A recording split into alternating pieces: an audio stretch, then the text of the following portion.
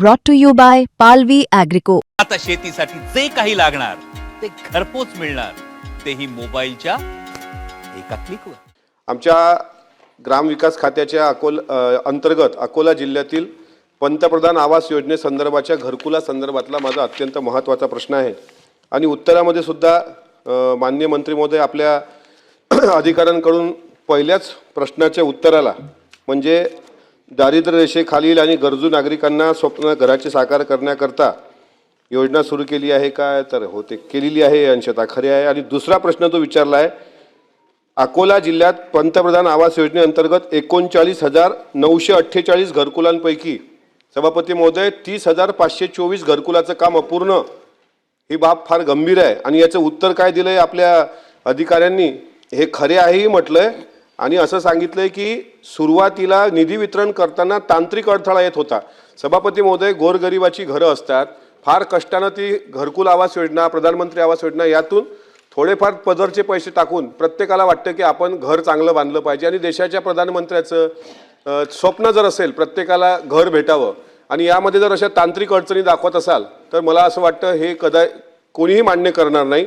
त्यामुळे या प्रश्नाच्या अनुषंगानं एक हेही गोष्ट लक्षात घेतली पाहिजे की सध्या सिमेंटचे, लोखंडाचे, लोह्याचे हे जे काही भाव वाढत आहेत आणि किंमत पण त्या घरकुलाची फार कमी येते. तर माझे या प्रश्नाच्या अनुषंगानं माननीय मंत्री महोदय काही स्पेसिफिक प्रश्न आहेत. पहिला प्रश्न, राहिलेल्या 30,524 घरकुलांची कामे जी पूर्ण झाली आहेत आणि त्याचा निधी वितरित करणार असं आपण सांगताय, तर उर्वरित घरकुलांची कामे किती दिवसात पूर्ण होतील आणि त्यांच्या निधी वितरण केला आहे का व केला असल्यास कधी.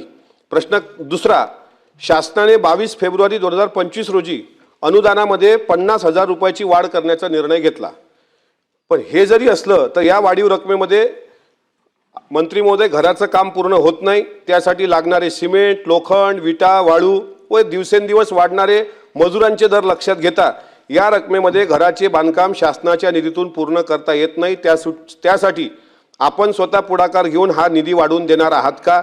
शासनाने सदरचे अनुदान वाढवावे आणि 50,000वरून 3 लाख पर्यंत करावे अशी जनतेची मागणी आहे. त्याबाबत आपण काय कारवाई करणार आहात? आणि ज्या घरकुलाचा पहिला हप्ता व दुसरा हप्ता देण्यात आला आहे त्याच्या पुढचा हप्ता तुम्ही कधी देणार? घरकुलावर विजेची निर्मिती होण्याच्या दृष्टीने हे अत्यंत महत्त्वाचे आहे. शासनाने घरकुल लाभार्थ्यांना सोलर यंत्रणा बसविण्यासाठी अतिरिक्त 30,000 रुपये अनुदान देण्याचा निर्णय घेतला होता. तेव्हा या सोलरचे पैसे अद्यापही लाभार्थ्यांना मिळाले नाहीत. त्या सोलरचे पैसे लाभार्थ्यांना कधी मिळणार आहेत? हे माझे स्पेसिफिक प्रश्न आहेत.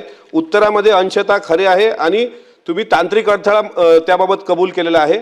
मात्र उर्वरित घरकुलाच्या कामाच्या संदर्भातला हा प्रश्न अकोला जिल्ह्यातला महत्त्वाचा असल्याने समाधानकारक उत्तर आपण द्यावे अशी मी अपेक्षा करतो. माननीय सभापती महोदय, माननीय सदस्य महोदयांनी एका महत्त्वाच्या प्रश्नाकडे या सभागृहाचं लक्ष वेधलंय आणि त्यांनी बोलताना सांगितलं की माननीय प्रधानमंत्री महोदयांचा हा महत्त्वाकांक्षी प्रकल्प आहे. यामध्ये देशामध्ये एकही बेघर घरापासून वंचित राहू नये अशा पद्धतीचा हा प्रोग्राम माननीय प्रधानमंत्री महोदयांनी देशाला दिला आणि मला सांगताना आनंद होतो की पाठीमागच्या वर्षी म्हणजे गेलेल्या वर्षामध्ये महाराष्ट्रामध्ये जेवढे घरं पेंडिंग होती, जी प्रतीक्षा यादी होती, त्या सगळ्या घरांना सर्व घरांना मान्यता देण्याचं काम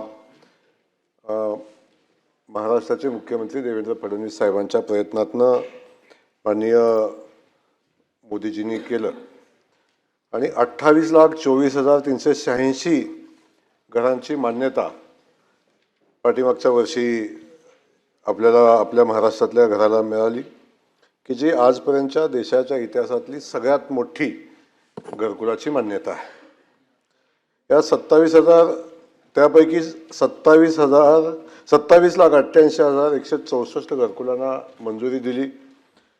या मंजूर घरकुलापैकी 25,80,376 लाभार्थ्यांना पहिला हप्ता वितरित केला,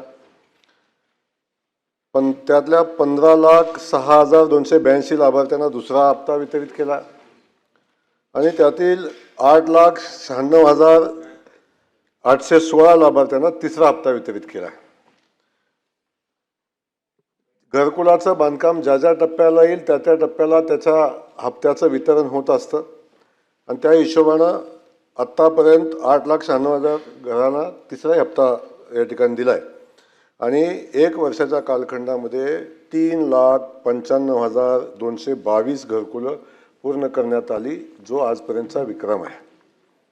एका वर्षामध्ये जवळजवळ 4 लाख घरं बांधून पूर्ण करण्यात आली आणि सध्या 23,92,942 घरं ही प्रगतीपथावर आहेत.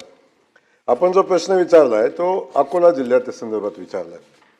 अकोला जिल्ह्याचं उद्दिष्ट होतं 40,478, मंजुरी दिली होती त्याला 39,992.